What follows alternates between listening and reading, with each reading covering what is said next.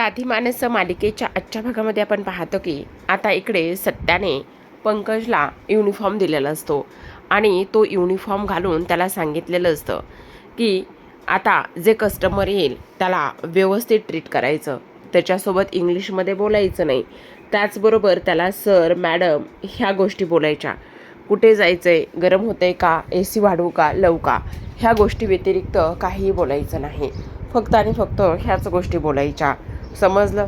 आणि आणखी एक गोष्ट, जेव्हा भाडं नसेल तेव्हा मात्र उगाचच नाही ते उद्योग आणि नाही त्या गोष्टी इथे करत बसायच्या नाही. म्हणजे उगाचच हे करशील की आता भाडं नाही आहे, चला मग मला गरम होते, मग मी ए सी लावून बसतो, मग मी ए सी लावेल, ह्या सगळ्या गोष्टी तू करत बसशील.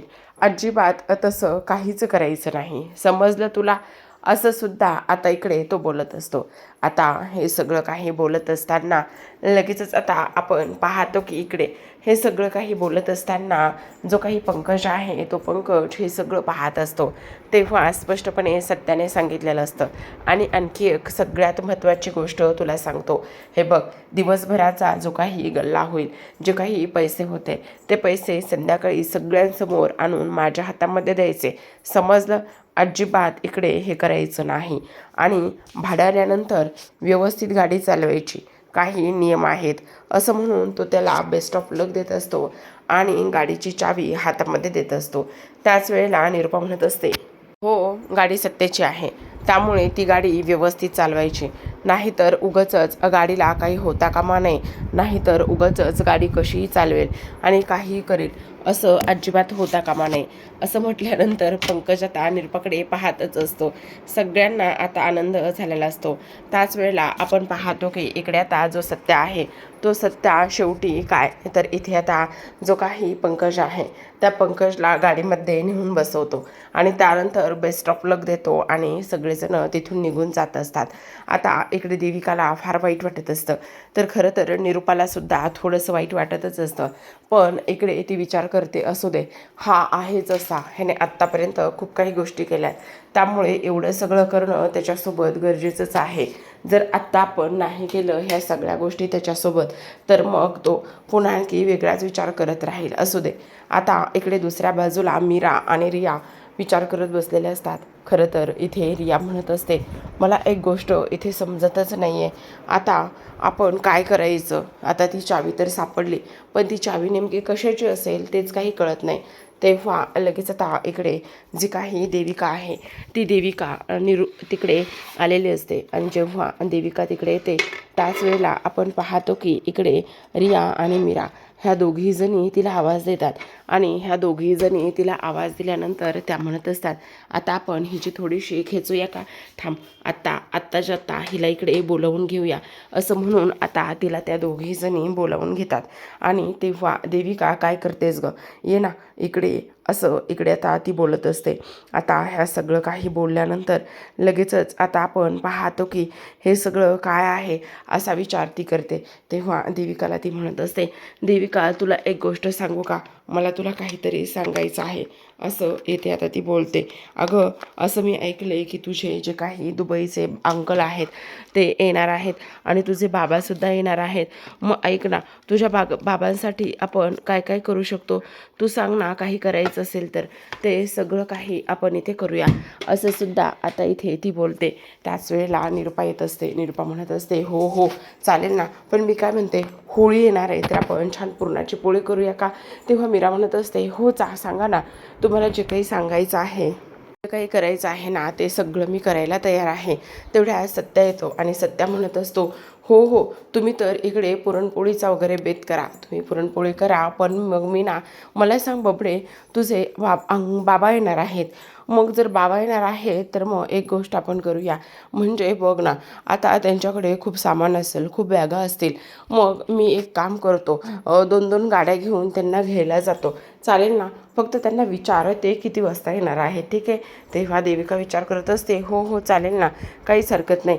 आता निरुपा म्हणत असते, असू देत ना, आता होळी आहे तर आपण इकडे मस्त पुरणाची पोळी बनवूयात, त्यांना नक्कीच आवडेल. आणि तेव्हा मीरा म्हणत असते, हो चालेल ना. आणि तेव्हा निरुपा म्हणत असते, देविका अजून तुझ्या बाबांना काय काय आवडतं ते सगळं काही तू सांग, आपण ते सगळं काही बनवूयात. तेव्हा देविका म्हणत असते, हो आई, मी सगळं काही सांगेल बाबांना काय आवडतं आणि काय नाही. तर त्यावर मीरा म्हणत असते, हो तुम्ही बाकीची तयारी करा, मी त्यांच्या आवडीचा स्वयंपाक ते सगळं काही करते, असं आता इकडे मीरा म्हणत असते. त्याच वेळेला आपण पाहतो की इथे निरुपा म्हणते, ए मीरा, माझ्यासाठी थोडासा चहा बनवतेस का? तेव्हा असं म्हटल्यानंतर सत्या म्हणत असतो, धुमकेतू माझ्यासाठी पण थोडासा चहा हवा आहे. तेव्हा मीरा म्हणत असते, हो तुम्ही बसा, मी बनवते तुमच्या सर्वांकरिता चहा. तर इथे देविकासमोर इथे सत्याने खूप मोठा प्रश्न केलेला असतो. आता देविका मनामध्ये विचार करत असते, बापरे, मला तर असं वाटते हा सत्या जो आहे ना, तो एवढं पुढपुढे करतोय, एवढ्या सगळ्या काही गोष्टी बोलतोय ना, त्यामुळे मला तर असं वाटतंय की इकडे ह्या सगळ्या गोष्टींमध्ये सत्याचाच हात आहे. सत्यानेच इथे माझ्या बाबांचं हे सगळं काही समोर आणण्याचा प्लॅन केलेला असावा, असं सुद्धा आता इकडे ती बोलते. त्याच वेळेला आपण पाहतो की आता सत्या म्हणत असतो, धुमकी तू माझ्यासाठी पण चहा बरं का? तेव्हा ती म्हणते, हो हो हो ऐकलंय मी, करते, बनवते. त्याच वेळेला आता सत्य विचार करत असतो, आता खरं तर खरी मजा आता इथून पुढे येणार आहे. खरंच आता मला सुद्धा बघायचं आहे. तर आता मीराच्या हातामध्ये चावी असते, ती चहा बनवायला गेलेली असते.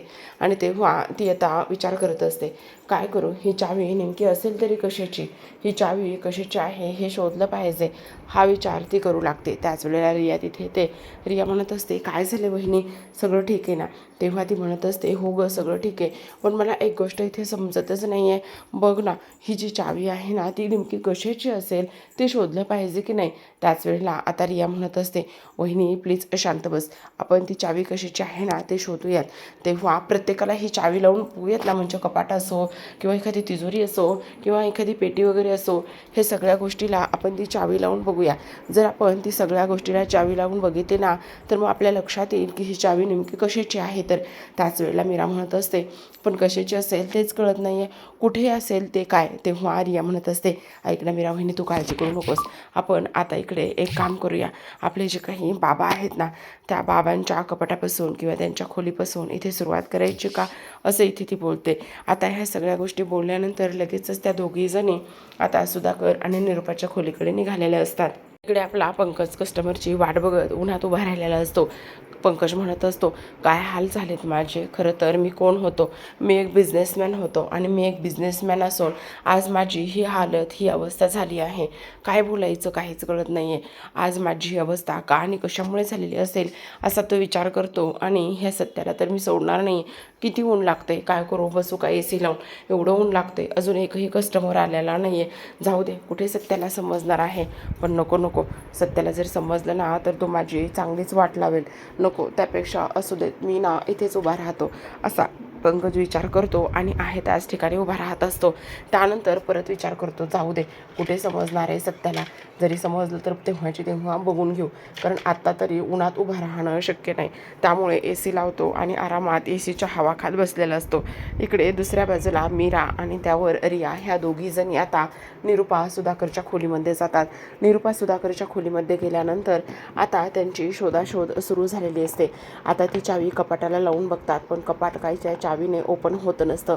आणि त्यामुळे मीरा म्हणत असते, आता काय करायचं, हे जे काही कपाट आहे ना, तर हे कपाट ह्या चावीनं तर ओपन होत नाही आहे. आता नेमकं कसं आणि कशा पद्धतीने शोधायचं तोच विचार ती करत असते. त्याच वेळेला आपण पाहतो की आता त्या अलमारीवर एक संदूक असतो आणि तो संदूक आता मीरा उघडण्याचा प्रयत्न करत असते. आणि तो संदूक मीरा उघडण्याचा प्रयत्न केल्यानंतर पाहते तर काय, तो संदूक मात्र इथे आता तिला त्या चावीने उघडत नसतो. आणि त्याच वेळेला आता इकडे निरुपा विचार करत असते, तुम्ही दोघीजणी इथे काय करताय गं? तेव्हा मीरा खूप घाबरते. तिला आता प्रश्न पडतो की आता काय करायचं, काय सांगायचं सासूबाईंना, हा संदूक कसा उघडतोय, काय होतोय म्हणून. तेव्हा आता ह्या दोघीजणी सांगत असतात, काही नाही, इथे ह्याच्या अलमारीवर वगैरे किती धूळ झाली होती ना, आणि अलमारीवर वगैरे धूळ झालेली असल्या कारणाने ती धूळ आम्ही साफ करत होतो, असं सुद्धा आता इकडे ती बोलू लागते. आता ही धूळ साफ करताय असं बोलल्यानंतर लगेचच आता आपण पाहतो की इकडे ती तर निघून गेलेली असते. आणि ती निघून गेल्यानंतर आता इकडे जी काही रिया आहे ती म्हणत म्हणत असते, वहिनी आत्ता तर आई निघून गेल्यात, पण त्यानंतर पुन्हा एकदा आता इकडे सुधाकर आलेले असतात. सुधाकर आल्याबरोबर आता ह्या दोघींना विचारत असतात की तुम्ही दोघीजणी इथे काय करताय म्हणून. त्याच वेळेला आता इकडे ह्या म्हणत असतात, काही नाही बाबा, बघा ना किती धूळ वगैरे झालेली आहे, ती धूळ आम्ही साफ करण्याचा प्रयत्न करतोय, असं इकडे त्या बोलत असतात.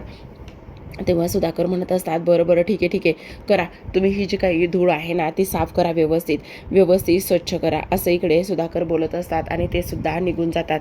आता ते निघून गेल्यानंतर लगेचच आता इकडे आपण पाहतो की सगळ्यात महत्त्वाची गोष्ट म्हणजे की काही जरी झालं ना तरी सुद्धा इकडे सगळ्यात महत्त्वाचं म्हणजे रिया आणि त्याच वेळेला मीरा ह्या दोघी जणी म्हणत असतात, वहिनी काय करायचं आता काहीच कळत नाहीये. आणि त्याच वेळेला आता लगेचच आता आपण पाहतो की त्यांना तो सुद्धा संदूक इकडे उघडत नसतो आणि तो सुद्धा संदूक न उघडल्यामुळे आता इकडे मीरा म्हणत असते, काय करायचं ना काय नाही, इथे ती बोलत असते. आणि आता इकडे लगेचच मीरा म्हणत असते, मला तर आता खूप मोठं टेन्शन आलेलं आहे, मला तर आता असं वाटतंय की इकडे काही जरी झालं ना तरी सुद्धा एक सगळ्यात महत्त्वाची गोष्ट म्हणजे ही चावी कोणाची आहे, कशाची आहे आणि ह्या चावीचं गुपित काय आहे. आता मला तर असं वाटतंय की सत्यागिरी स्टाईलनेच ही चावी इकडे आता उघडायला पाहिजे आणि सत्यागिरी स्टाईलने चावी जर उघडली ना तरच मग सगळं काही व्यवस्थित होईल. आता इकडे सत्य आलेला असतो आणि सत्य जेव्हा येतो तेव्हा मात्र इकडे तो पाहतो तर काय, आणि त्याचबरोबर इकडे जो काही पंकज आहे, पंकज इकडे AC लावून गाडीमध्ये बसलेला दिसतो आणि पंकज गाडीमध्ये बसल्यानंतर इकडे आता सत्याला फार मोठा धक्का बसतो. तो आता लगेचच पंकजकडे जातो आणि दरवाजा उघडतो, काच वाजवत असतो आणि उघडण्याचा प्रयत्न करत असतो. आता इकडे तो त्याला म्हणत असतो, काय रे काय चाललंय तुझं. त्याच वेळेला इकडे आता तो म्हणत असतो, नाही काही नाही, बघ ना आतापर्यंत एकही कस्टमर आलं नाही आणि एकही कस्टमर न आल्यामुळे मी इकडे बसलो होतो. आणि तेव्हा सत्या म्हणत असतो, पण तुला सांगितलं होतं ना की इकडे AC लावून बसायचं नाही वगैरे, मग तू AC लावून का बसलास. तेव्हा तो म्हणत असतो, अरे बघ ना अजून किती ऊन आहे, किती ह्या सगळ्या गोष्टी, त्यामुळे त्रास होऊ लागला ना मला आणि त्यामुळे मी इथे AC लावून बसलो होतो, असं सुद्धा आता इकडे तो बोलत असतो. आता ह्या सगळ्या काही गोष्टी इथे बोलल्यानंतर लगेचच आता आपण पाहतो की इकडे दुसऱ्या बाजूला मात्र सत्या उड्या मारत असतो. तेवढ्यातच आता त्याचे मित्र आलेले असतात आणि त्याचे मित्र म्हणजे सत्याचे मित्र आलेले असतात आणि सत्याचे मित्र आल्यानंतर ते आता मुद्दामच इकडे जो काही पंकज आहे त्या पंकजची मुद्दाम खेचण्याचं काम करत असतो. तो म्हणत असतो, अरे रे काय आहे हे सगळं. आणि त्याच वेळेला इकडे एवढ्या डिग्र्या घेतलेला मुलगा आहे आणि एवढ्या डिग्र्या घेतलेला मुलगा असून सुद्धा इथे आता हा काय करतोय तर गाडी चालवतोय, काय वेळ आली आहे तुझ्यावर. तेवढ्यात एक कस्टमर आलेलं असतं आणि त्याला एका ठिकाणी जायचं असतं. तेव्हा जो काही पंकज आहे तो पंकज मात्र त्याच्यासमोर इंग्लिशमध्ये बोलत असतो आणि त्याच्यासमोर इंग्लिशमध्ये बोलल्यानंतर लगेचच आता आपण पाहतो की इकडे जो काही जे कस्टमर आहे ते म्हणत असतं, नाही मला तुमच्यासोबत नाही बाबा यायचं. तेव्हा सत्या म्हणत असतो, अहो असं काय करताय, जा आपलीच गाडी आहे, काही काळजी करू नका. पण तेव्हा ते कस्टमर म्हणत असतं, नाही मी अजिबातच इकडे येणार नाही आहे, नको मी नाही येऊ शकत इकडे, असं सुद्धा इकडे आता ते बोलत असतात. त्याच वेळेला आपण पाहतो की इकडे सत्याच्या गाडीमध्ये ते कस्टमर बसायला निघालेलं असतं. आता सत्याच्या गाडीमध्ये कस्टमर गेल्यानंतर इकडे जो काही पंकज आहे तो पंकज बोलत असतो, काही जरी झालं ना तरी सुद्धा एक महत्त्वाची गोष्ट मी करणार आहे, ते म्हणजेच की एक दिवस अशी वेळ येईल की इकडे ह्या सत्याच्या गाडीमध्ये बसण्यासाठी कोणीही नसणार आहे आणि मी तेच करणार आहे, असं इकडे तो बोलतो. मला सुद्धा बघायचं आहे हा सत्या मला किती त्रास देतोय आणि किती पैसे कमवायला लावतोय ते, असं म्हणून आता पंकज पुन्हा गाडीमध्ये जाऊन बसतो. आता इकडे संध्याकाळची वेळ असते. आजी दिवाबत्ती करण्यासाठी देवघराकडे येतात आणि देवघराकडे आल्यानंतर पाहतात तर काय, तिथे एक कागद ठेवलेला असतो आणि तिथे एक कागद ठेवल्यानंतर आता आजींचं लक्ष त्या कागदाकडे जातं. आता आजींचं लक्ष त्या कागदाकडे गेल्याबरोबर आजी तो कागद घेऊन वाचायला सुरुवात करतात. त्याच वेळेला मीरा आणि रिया ह्या दरवाजापाशी येऊन उभ्या राहतात. आता मीरा आणि रिया दरवाजापाशी येऊन उभा राहिल्यानंतर त्यांना इकडे धक्काच बसतो की आता आजी कशा रिॲक्ट होतील. आता इकडे आजी लगेचच जो काही कागद आहे तो कागद काढून वाचायला लागतात. त्यावर लिहिलेलं असतं, सत्यजितचं सत्य चावीमध्ये आहे, ही गोष्ट आम्हाला कळली आहे. त्याच वेळेला तिथे आता सुधाकर येतो आणि त्याच वेळेला सुधाकर तिथे आल्यानंतर आपण पाहतो तर काय, इकडे जो काही सुधाकर आहे तो सुधाकरसुद्धा इथे आजीच्या ह्या प्लॅनमध्ये सामील असतो. तेव्हा सुधाकर म्हणत असतात, असू दे, आपल्याला काय करायचं आहे, आपल्याला ह्या सगळ्या गोष्टीबद्दल काही एक घेणं देणं नाही आहे. तुला सांगू का आई, हे बघ, आता जरी ही चावी आपल्याकडे असली तरीसुद्धा इकडे ज्याला हे सत्य समजलंय किंवा ज्याला माहिती ना, तो ते सत्य इकडे तिथंपर्यंत नेऊन शोधेल किंवा त्या सगळ्या गोष्टीचा तो शोध घेईल. आपल्याला त्या सगळ्या गोष्टी वाचून काय करायचं आहे, काय पडलेले आहे, असं सुद्धा आता इकडे तो बोलत असतो. आता हे सगळं काही बोलल्यानंतर आपण पाहतो की इकडे आता लगेचच दुसऱ्या बाजूला मात्र ह्या दोघीजणी दरवाजा बंद करून निघून जातात. आता ह्या दोघीजणी दरवाजा बंद करून निघून गेल्यानंतर जो काही सुधाकर आहे तो म्हणत असतो, आजी, आई, बरं झालं तू ना ती गोष्ट त्या दिवशी ऐकली होतीस. जर तू त्या दिवशी ती गोष्ट ऐकली नसतीस ना, तर मग आज मात्र काही खरं नसतं. आता शोधू ते त्या दोघींना काय शोधायचं आहे तर. आणि तेव्हा लगेच आता आजी म्हणत असतात, हो रे सुधाकर, पण मला एक गोष्ट समजत नाही आहे की इथे मीराला नेमकं सत्यजितच्या जन्माचं सत्य का आणि कशामुळे शोधायचं असेल. तुला एक गोष्ट सांगू का सुधाकर, जर इकडे त्या पोरीने हे जर सत्य शोधायचा प्रयत्न केला आणि ती जर शोधायचं ठरवलं तर तुला आणखी एक गोष्ट सांगू का, खूप वाईट होईल रे. म्हणजे तुला कळतंय का, हे बघ, आता ह्या सगळ्या गोष्टी जर झाल्या ना, तर इकडे मात्र एक गोष्ट होऊ शकते आणि ती म्हणजे की ह्या सत्यजितच्या ह्या सत्यामुळे सगळ्यांना फार वाईट वाटू शकतं आणि फार वाईट वाटल्यानंतर काय करायचं, ही जी काही घडी आहे ती पूर्ण घडी विस्कटून जाईल आणि पूर्ण घराची घडी विस्कटून गेलेली मला अजिबात चालणार नाही आहे बघ, असं सुद्धा आता इकडे ती बोलत असते.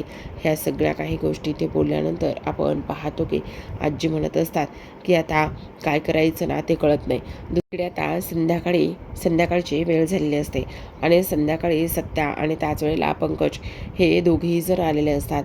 आता पंकज आल्याबरोबर म्हणत असतो, बाप रे बाप, खूप जास्त दमलो, काय करायचं ना आता इकडे कळतच नाही मला, तर आता खूप जास्त कंटाळा आला आहे, खूप दमलो आहे. तेव्हा आता इकडे लगेचच जो काही पंकज आहे तो म्हणत असतो, मीरा प्लीज माझ्यासाठी एक चहा आण ना. तेव्हा मीरा म्हणत असते, हो हो आणते ना. तेव्हा तो पुन्हा म्हणत असतो, बरोबर ऐक ना, चहा नको, लिंबू सरबतच आण. तेव्हा मीरा म्हणत असते, बरं ठीक आहे आणते. त्यावेळेला आता निरुपा म्हणत असते, मीरा लिंबू सरबतच आण, पण त्या पंकजसाठी नाही, माझ्या सत्यासाठी आण, कारण माझा सत्यासुद्धा दमलाच आहे. आता इकडे जो पंकज आहे तो उठतो आणि म्हणत असतो, मम्मा असं काय करतेस, मी सुद्धा दमलो ना गं, मी सुद्धा आत्ताच आलेलो आहे ना. पण इकडे त्याच्याकडे कोणीच लक्ष देत नाही आणि त्यामुळे पंकज आता इकडे खोलीमध्ये जायला निघतो. त्याच वेळेला आता सत्या त्याला थांबवतो आणि म्हणत असतो, अरे बबड्या, असं काय करतोयस, आज दिवसभराची जी काही कमाई आहे ती दे ना. तेव्हा तो म्हणत असतो, खूप दमलो आहे, कारण ना 16 भाडे मी मारलेले आहेत. तेव्हा पंकज म्हणत असतो, मग हो. तेव्हा सत्या म्हणतो, मग गल्ला पण चांगला झाला असेल ना, दे ना मग पैसे. असं म्हणून आता त्याच्या खिशामधले असलेले तो पॉकेट काढून घेतो आणि पॉकेट काढून घेतल्यानंतर लगेच आता सत्या त्यातले सगळे पैसे काढून घेत असतो. आता सगळे पैसे काढून घेतल्यानंतर पंकज म्हणत असतो, अरे असं काय करतोयस, मला दे ना माझे काही पैसे. तेव्हा सत्या म्हणत असतो, हो का, आत्ता नाही, तुला जेव्हा खर्चायला लागतील ना तेव्हा तू माझ्याकडे मागून घे. तेव्हा पंकज मनामध्ये विचार करतो, बरं झालं बाबा, मी अगोदरच थोडे पैसे काढून घेतले होते, असं म्हणून तो खोलीमध्ये जायला लागतो. त्याच वेळेला आता इकडे सत्याला माहिती असतो पंकज कसा आहे म्हणून, आणि 16 भाड्याचे पैसे साधारण किती होतात हे सुद्धा त्याच्या गोष्ट लक्षात आलेली असते. आणि त्याचमुळे आता इकडे पंकजच्या खिशामध्ये असलेला मोबाईल तो काढून घेतो. पंकजच्या खिशामध्ये असलेला मोबाईल काढून घेतल्यानंतर आता इकडे तो लगेचच त्या मोबाईलमध्ये कव्हरमध्ये ठेवलेले पैसे काढतो आणि तेव्हा सगळ्यांना खूप मोठा धक्का बसतो. आता सत्या म्हणत असतो, मी सत्या आहे, सत्यासोबत सत्यागिरी करायची नाही, कळलं, ती सत्यागिरी फक्त एकटा सत्याच करू शकतो, तू नाही. काय रे पंकज, तेव्हा पंकज मात्र त्याच्याकडे पाहतच असतो. सगळ्यांना खूप मोठा धक्का बसलेला असतो की इथे आता जो काही पंकज आहे हा पंकज काही केल्यास सुधारत नाही, म्हणूनच सगळ्यांना इथे थोडंसं वाईट वाटत असतं. तर आता प्रेक्षकांनो, आजीसुद्धा रागानेच पाहत असतात की ह्या पंकजचं नेमकं करायचं काय, हा पंकज नेमका असा कसा वागू शकतो. ह्या गोष्टीचा सुद्धा आता इकडे ज्या काही आजी आहेत त्या आजी इथे विचार करत असतात. तर आजच्या भागामध्ये एवढं. उद्याचा भाग फार इंटरेस्टिंग असणार आहे. देविकाचं सत्य समोर आणण्यासाठी सत्य आणि मीराने, त्याचबरोबर या आणि रवीने एक प्लॅन केलेला असतो. आता सत्या म्हणत असतो, आता उद्या आता रंगपंचमी आपल्याला खेळायची आहे आणि रंगपंचमी खेळण्यासाठी आपण तयार आहोत. पण आता इकडे जी काही बोबडी आहे ना, त्या बोबडीचं सत्य बाहेर आणूया. म्हणजे बघा ना, आता इकडे सगळ्यात महत्त्वाची एक गोष्ट करूयात आणि ती म्हणजे की इकडे काही जरी झाले ना तरी उद्याची बिर्याणी त्या बोबडीच्या काकाकडूनच मागवायची. एकदा का बोबडीच्या काकाकडून बिर्याणी आली तर मजा येईल असं म्हणून सगळेजण रंग खेळत असतात. आता इकडे निरूपा आजीसुद्धा डान्स करत असतात. आता हे लोक डान्स करत असताना तेवढ्यातच आपण पाहतो की जो काही हबीबा काका म्हणजे सुलतान काका आहे तो आता आलेला असतो आणि त्याच्या हातामध्ये बिर्याणी असते, रिक्षा घेऊन आलेला असतो. त्याच वेळेला आपण पाहतो की समोर आता सगळेजण नाचत असतात, डान्स करत असतात आणि तेव्हा नाचत असताना डान्स करत असताना आता तो सुद्धा डान्स करतच येतो. आता सुलतान डान्स करत असताना जी काही आपली इथे आता देविका आहे, देविकाचं लक्ष येणाऱ्या काकांकडे जातं आणि तेव्हा तिच्या पायाखालची जमीनच सरकते. तर आता प्रेक्षकांनो, तुम्हाला काय वाटतं, देविका नेमकी ह्या काकांना कशी सामोरे जाईल आणि त्याच वेळेला सत्या नेमका आता सगळं सत्य कसं समोर आणेल हे पाहणं फार गरजेचं आहे. तर पाहत राहा साधी माणसं.